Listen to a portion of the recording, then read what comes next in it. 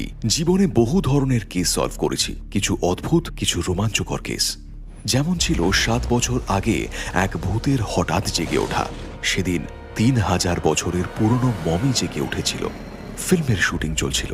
Producer Dheeraj জীবনশীল mummy আনিয়েছিলেন talented director অঙ্কুশের প্রথম ফিল্মের জন্য। দ্বিতীয় কারণ ছিল হিরোইন শীতল, যে ক্যারিয়ারের শেষ প্রান্তে এসে শেষবারের মতো ক্যারিজমা দেখাতে চাইছিল। খুব ন্যাচারাল লাগছে। আচ্ছা শীতল, আমার কথা শোনো, তুমি একেবারেই মমিকে ছোবে না, ঠিক আছে? প্রায় 3000 বছরের পুরনো, অত্যন্ত এক্সপেন্সিভ জিনিস। তুমি শুধু অ্যাক্টিং এ মন দেবে। হ্যাঁ ঠিক আছে, বুঝেছি। Close up shot, one take. Got Yes. It? Okay guys, let's go for a shot. Come on, come on, come on. Sir we are ready. Action.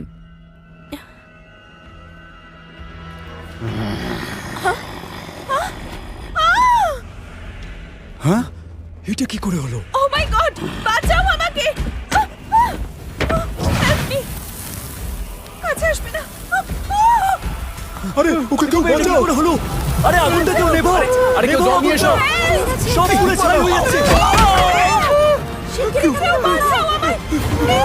বাঁচাও! সবাই হাজার হাজার বছরের পুরনো মমি রহস্যময়ভাবে জেগে উঠে সব তছনছ করে দিয়েছিল।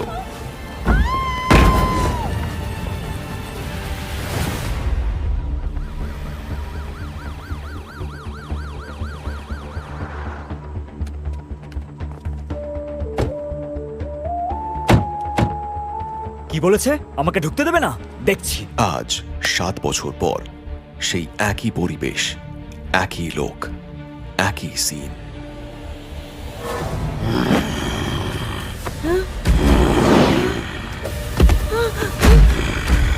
And cut. Hey, come on, listen guys.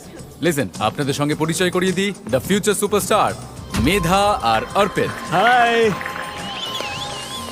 ফালতু, ফ্লপ, বেকার। লোকে আমাকে এসবই বলতো যখন প্রথম ফিল্মেই অ্যাক্সিডেন্ট ঘটে গেল। আর আজ আবার সেই একই সিন। আজ তো আমাকে পাগলও বলবে সবাই, কিন্তু আমি এই সব কিছু করছি শীতলের সম্মানে। অঙ্কুশ শীতলকে অমর করতে চেয়েছিল, কিন্তু কয়েক কিলোমিটার দূরে কেউ শীতলের শেষ মুহূর্তের ভিডিও মন দিয়ে দেখছিল। এক মিনিট, এটা তো অ্যাক্সিডেন্ট মনে হচ্ছে না। এটা তো ষড়যন্ত্র, কারো চাল। আমাকে রিপোর্ট করতে হবে।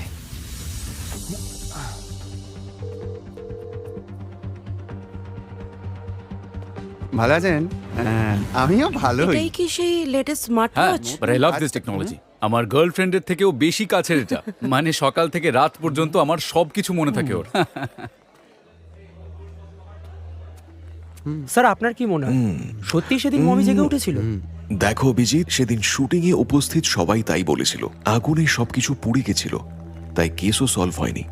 এই মমিতে প্রাণ আসবে কি করে ভাই? বলছি কি, মমির স্যুটের মধ্যে কোনো পাপা ছিল না তো? রাহুল, আমি অঙ্কুশের সাথে দেখা করব একবার প্লিজ। স্যার আমার কথা শুনুন, এটা ঠিক সময় নয়।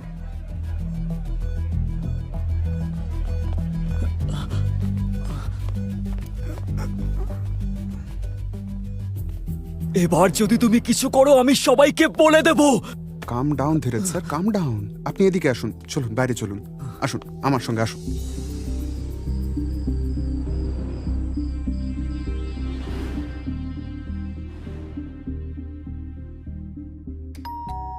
হ্যাঁ, এখন আবার কে এলো? হ্যাঁ, তুমি কে?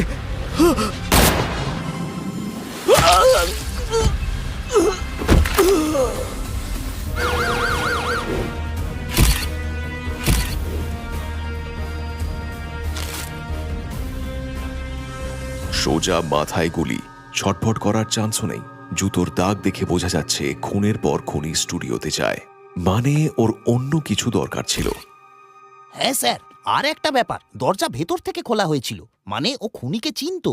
ভালো করে স্টুডিও সার্চ করো, দেখো হয়তো জানতে পারা যাবে খুনি আসলে কি চাইছিল। আর জুতোর দাগ প্রিন্ট করতে পাঠাও। অঙ্কুশ বাবু, আপনি এখানে? ইন্সপেক্টর প্রদ্যুমন, এ হলো আমার ফাইট মাস্টার রাহুল আর আমার অ্যাসিস্ট্যান্ট ডিরেক্টর গৌরী। মন্দারের কথা আমাকে এরাই বলল। মন্দার মানে? এডিটর, আমার এডিটর ছিল। কি হয়েছিল জানতে পারি কি? আপনি এসে কি দেখলেন? স্যার আমি তো একটা কাজে স্টুডিও এসেছিলাম, দরজা খোলা দেখলাম, আর ভেতরে ও আমাকেই প্রথম ফোন করেছিল, আমি পুলিশকে ফোন করি। আচ্ছা, আর কাউকে দেখেছিলেন আপনি? কাউকে পাশ দিয়ে যেতে বা স্যার এইখানে ইন্টারেস্টিং একটা জিনিস পেয়েছি, তাড়াতাড়ি আসুন। এই দেখুন স্যার, হার্ড ডিস্ক 2 নম্বর হার্ড ডিস্কটা এখানে নেই। ওতে কি ছিল? ওই অ্যাক্সিডেন্টের ফুটেজ, যেদিন শীতল ম্যাডাম মারা যান সেদিনের ফুটেজ। মন্দার এটাই এডিট করছিল। কিছু একটা গোলমাল আছে। স্যার, শীতলকে আপনি ভিকটিম লিস্টে রেখেছেন, আপনার কি মনে হয় ওটা অ্যাক্সিডেন্ট ছিল না? ফিলিংস তো সেটাই বলছে। 7 বছর আগের অ্যাক্সিডেন্টের ফুটেজ রিভিউ করার সময় একজন এডিটরও মার্ডার হলো। এই দুটো মৃত্যুর নিশ্চয়ই কোনো কানেকশন রয়েছে। আর ওই অ্যাক্সিডেন্টের ফুটেজেরও কোনো ব্যাকআপ নেই। আপনার এই তিনজনকেই সন্দেহ কেন স্যার? কারণ কাল রাতে মন্দার এডিট করছে এটা শুধু এরা 3 জনেই জানতো। Time of death 9 PM to 10 PM। আপনাকে জুতোর প্রিন্টটাও মেল করেছি। দেখো, মন্দার কাল রাত 9টা থেকে 10টার মধ্যে মারা গেছে। এক কাজ করো, অঙ্কুশ, গৌরী আর রাহুলের কল ডিটেলস বের করতে বলো সুশীলকে। আর হ্যাঁ, জুতোর দাগও ম্যাচ করাতে হবে। চেক করো। দেখে মনে হচ্ছে জুতো পুরুষ মহিলা যে কোনো কারো হতে পারে। কিন্তু এরা তো ওই দিন মহরত পার্টিতে ছিল।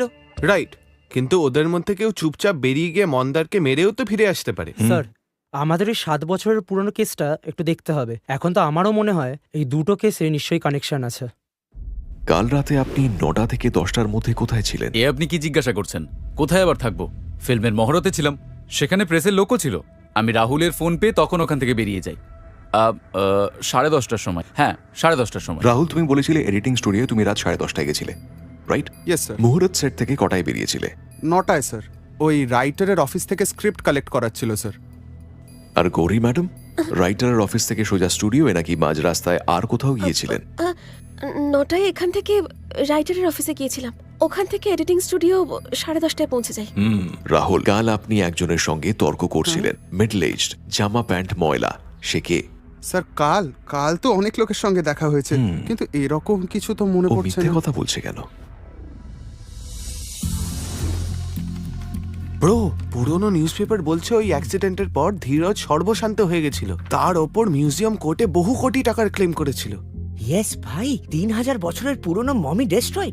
বলছি কি, কোটি টাকার ক্ষতি হয়েছিল, তাই না? আর এই দেখো, মমির সঙ্গে আরো বেশ কিছু মূল্যবান আর্টিফ্যাক্টস পুড়ে গেছিল, যেমন এই রোমান বাস্ট আর এই ইটালিয়ান পেন্টিং। এমনও হতে পারে যে ফুটেজ চুরি গেছে মন্দার তার জন্যই মার্ডার হয়েছে। দয়া, শীতলের বাড়ির লোকের বয়ান আছে। নো ব্রো, ওর কেউ নেই, অনাথ ছিল আর বিয়েও করেনি। আর ডিরেক্টর অঙ্কুশ, অ্যাক্সিডেন্টে ওর মানসিকতাই বা কি ছিল? আরে সেটাই তো ক্রেজি ব্যাপার ব্রো। এত বড় অ্যাক্সিডেন্ট, তার ঠিক 2 বছর বাদেই সে দুটো ফিল্ম ফাইন্যান্স করলো। আরে বাস, 40 কোটির ফিল্ম, নতুন ডিরেক্টরের কাছে এত টাকা, তাও এত তাড়াতাড়ি। আরে সেটাই তো, বংশগত বড় লোকও ছিল না। এই অঙ্কুশ গভীর জলের মাছ। এই ইনফরমেশন প্রদ্যুমন স্যারকে পাঠিয়ে দিই। ব্রো, এক কাজ করি, আমরা গিয়ে অঙ্কুশের সব জুতো চেক করি। কিন্তু বলছি কি, ওর ঘরে ঢুকবো কি করে?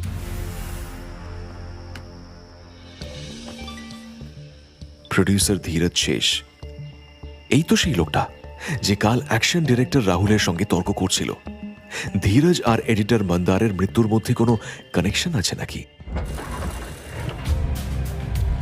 সেলাম সাহেব।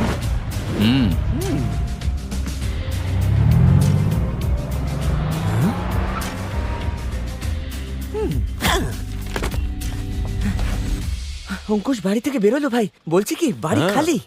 দারুণ ব্যাপার, এটা ধরো। আরে ধরো না। এই সময় ক্রিকেট খেলবে? আরে না, দেখোই না। দেখতে থাকো।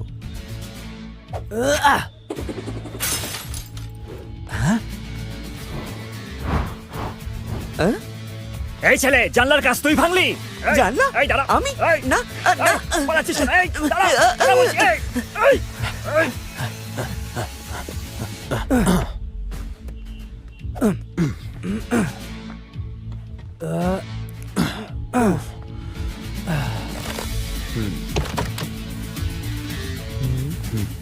তুমি ওদিকে দেখো।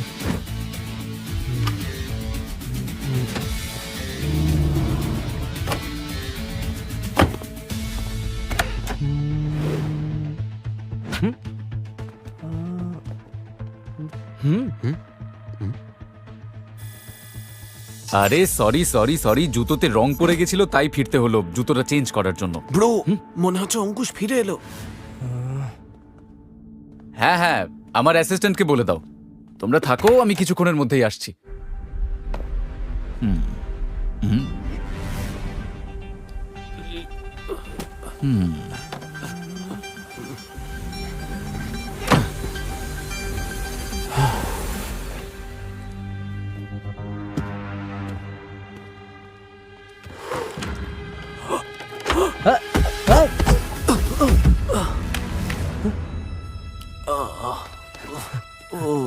আরে ব্রো এটা কোথায় চলে এলাম?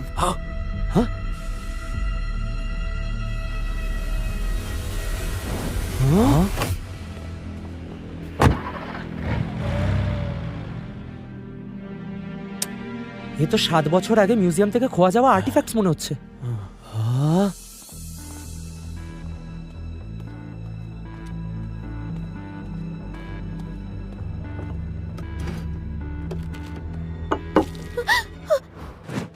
সবসময় এভাবেই ভয় পেয়ে থাকেন নাকি আজকাল? না, ওই মন্দারের মৃত্যুর পর থেকে মন্দারের মৃত্যু এর কারণ নাকি সেদিন পুলিশকে যে মিথ্যে বয়ান দিয়েছেন সেটা কারণ? আপনি কি বলতে চাইছেন? আপনি বলেছিলেন সেদিন রাত 9টায় রাহুলের সঙ্গে মোহরা থেকে বেরিয়েছিলেন, কিন্তু আপনার স্ন্যাপগ্রাম অ্যাকাউন্ট তো অন্য কিছু বলছে। 9:15 ফটো আপলোড হয়েছে, এই দেখুন। আমায় ক্ষমা করে দিন,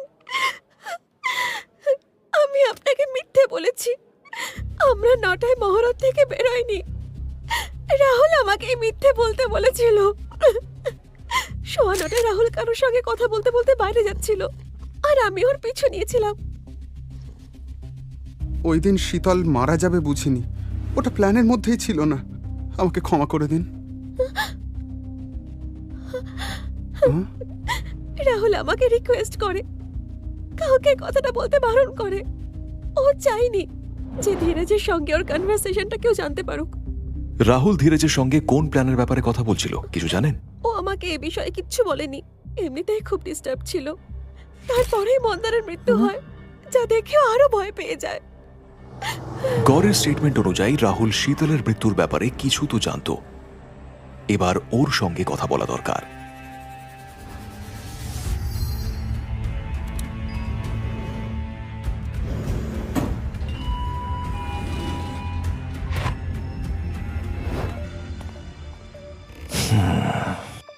কি রাহুল? ও নো, আমি পৌঁছতে দেরি করে ফেলেছি। রাহুল মার্ডার হওয়ার ফলে ও যে সিক্রেট জানতো তাও হাতছাড়া হলো। স্যার, একটা ভাঙা হার্ড ডিস্ক পেয়েছি যেটা মন্দারের স্টুডিও থেকে গায়েব হয়েছিল, আর এই পোড়া মমি স্যুটটাও পেয়েছি। মানে আমার সন্দেহই ঠিক। 7 বছর আগে শুটিংয়ে আসল মমি জেগে ওঠেনি, সবকিছু একটা নাটক ছিল।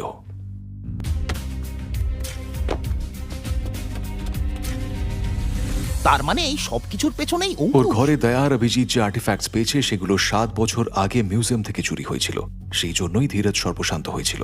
আর অঙ্কুশ রাতারাতি বড় লোক, ব্ল্যাক মার্কেটে মিউজিয়ামের অনেক ভ্যালুয়েবল জিনিস বিক্রি করেছে।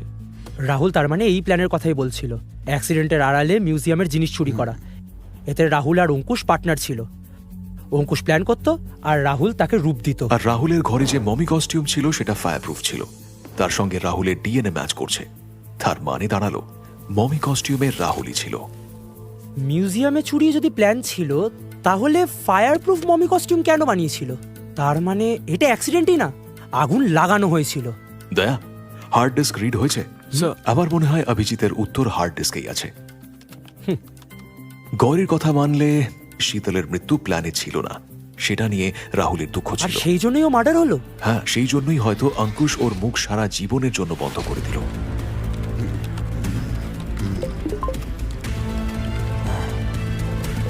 ক্র্যাক করে ফেলেছি স্যার, হয়ে গেছে। একটা ছোট ভিডিও পেয়েছি। হ্যাঁ,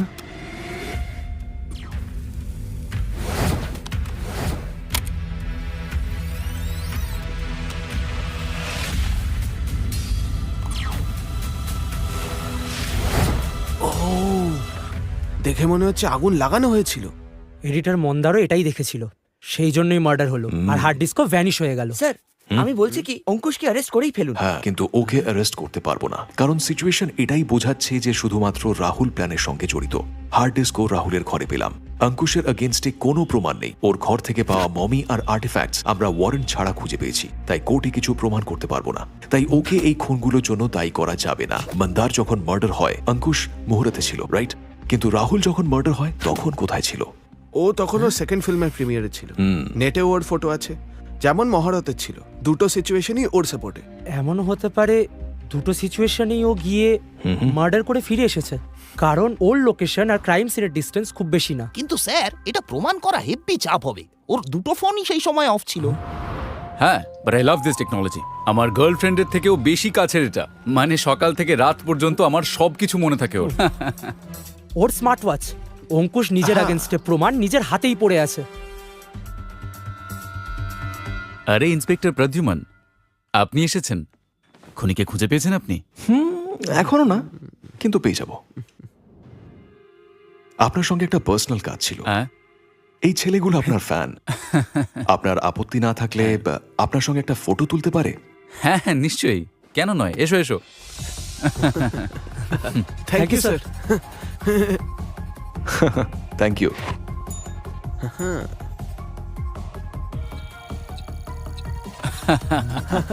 thank you so much sir. So much sir. আচ্ছা, আরো একটা কাজ ছিল। হুম, দয়া একটা ছোট্ট ভিডিও বানিয়েছে যেটা আপনাকে দেখাতে চায়। হ্যাঁ স্যার। আচ্ছা, ফিটনেস অ্যাপের ভিডিও। হ্যাঁ, আর আপনি জানেন স্মার্ট ওয়াচ এতটাই স্মার্ট যে আপনার ফোন অফ থাকলেও ও আপনার মুভমেন্ট আর লোকেশন ট্র্যাক করতে থাকে। আর দেখুন, এই স্মার্ট ওয়াচের ওনার তো কাল রাতেও এই সময় বেশ অ্যাক্টিভ ছিল। দেখুন দেখুন। আরো কাল রাত 7:30টায় গ্লোকেন সিনেমা থেকে প্যারাডাইস অ্যাপার্টমেন্টে গেছিল, আর ঠিক 8টার সময় গ্লোকেন সিনেমাতে ফিরেও এসেছিল। আর এটা দেখুন, এই সময় ওর হার্টবিট অনেক বেশি ছিল। ধক ধক ধক ধক। এটা কার? এসব আমাকে কেন বলছেন? এবার সেটাও কি বলে দিতে হবে না? মিস্টার অঙ্কুশ আনন্দ, ফোন অফ করার কথা তো আপনার মনে ছিল, কিন্তু স্মার্ট ওয়াচ খুলতে ভুলে গিয়েছিলেন, যে আপনার প্রতিটা মুভমেন্ট ক্যাপচার করেছে। কখন আপনি রাহুলের বাড়ি গেলেন, তাকে মারলেন, আবার কখন প্রেমিয়ারে পৌঁছলেন। এই 30 মিনিটের মধ্যে আপনি রাহুলকে মার্ডার করেন, কারণ একমাত্র ও জানতো যে 7 বছর আগে আপনার কুটিল মাথায় কোন কোন খেলা চলছিল। আর আপনি মন্দারকেও মার্ডার করেন, কারণ রাহুলের আগুন ধরানোর ফুটেজটা ও পেয়েছিল। সেই রাতে মন্দার আপনাকে ফোন করে সে কথা বলেছিল। হ্যালো, অঙ্কুশ স্যার, ওই পুরনো ফুটেজে আমি অদ্ভুত কিছু একটা দেখতে পাচ্ছি। আপনি তাড়াতাড়ি এখানে চলে আসুন। আর তখনই আপনি ঘাবড়ে গিয়ে আপনার ফোন অফ করে দেন, যাতে আপনার মুভমেন্ট কেউ ট্র্যাক না করতে পারে। হ্যাঁ, but I love this technology. আমার গার্লফ্রেন্ডের থেকেও বেশি কাছের এটা। স্যারের কাছে আপনাকে অ্যারেস্ট করার মতো সব প্রমাণ আছে। আপনার ঘরে মিউজিয়ামের জিনিস লোকানো আছে, সেটাও জানেন। কিন্তু আপনার শয়তানি বুদ্ধির আরও একটা দিক আমি জানতে চাই। মিউজিয়ামের অরিজিনাল আর্টিফ্যাক্টস আর মমি সরিয়ে রাহুলকে কি করে মমি বানিয়ে রাখলেন? সিকিউরিটি চোখে ধুলো দিলেন কি করে? কথার জাল না বিছিয়ে সত্যি বললে ভালো হয়। ঠিক বলেছেন আপনি। ভেবেছিলাম আমার প্ল্যানে কোনো ফাঁক নেই। আমরা রাতেই অরিজিনাল আর্টিফ্যাক্টসের জায়গায় নকল জিনিসপত্র রেখে শুটিংয়ের জন্য আনা ইকুইপমেন্ট বক্সে রেখে দিয়েছিলাম। ফিল্ম শুটিংয়ের জন্য অনেক লাইটস, অনেক ক্যামেরা আর ইকুইপমেন্ট লাগে। মমি রাখার মতো অত বড় বাক্স সবার চোখের সামনে দিয়ে নিয়ে যাওয়া মুশকিল ছিল। ধীরজ স্যার শুনুন, গার্ডকে বলুন মিটার রুম দেখিয়ে দিতে। জেনারেটর যদি দেরিতেও আসে তাহলে শুটিংটা অন্তত শুরু করা যাবে। হ্যাঁ, ঠিক কথা, এখনই বলছি।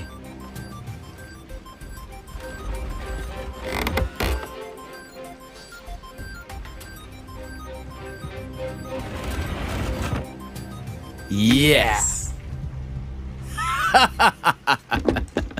তোমাদের প্রমাণ তোমাদের সঙ্গেই পুড়ে ছাই হয়ে যাবে, আর সঙ্গে আমার স্বীকারোক্তিও।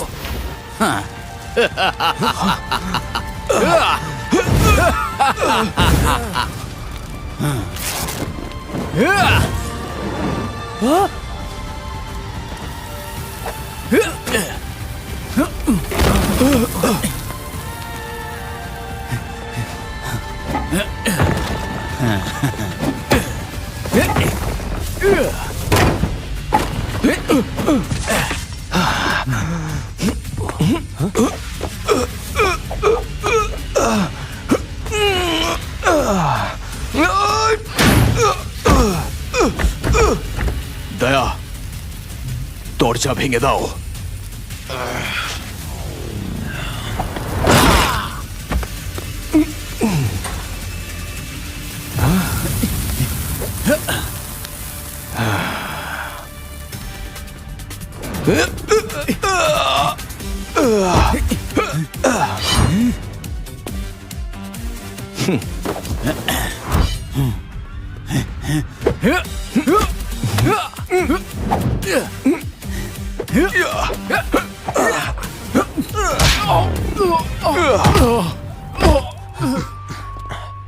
কারোর চোট লাগেনি তো? All good sir. যতই গভীর ষড়যন্ত্রের জাল বোনা হোক না কেন, প্রপার ইনভেস্টিগেশন সব জালই ভেদ করতে পারে। আরও একটা নোংরা খেলা ফুল টাইমের জন্য স্টপ হলো। এই ধরনের খেলায় হাফ টাইম আছে কিনা জানি না, কিন্তু এইটুকু জানা আছে, যখন এই খেলা শেষ হয় ট্রফি আমার হাতেই ওঠে। আমি ইন্সপেক্টর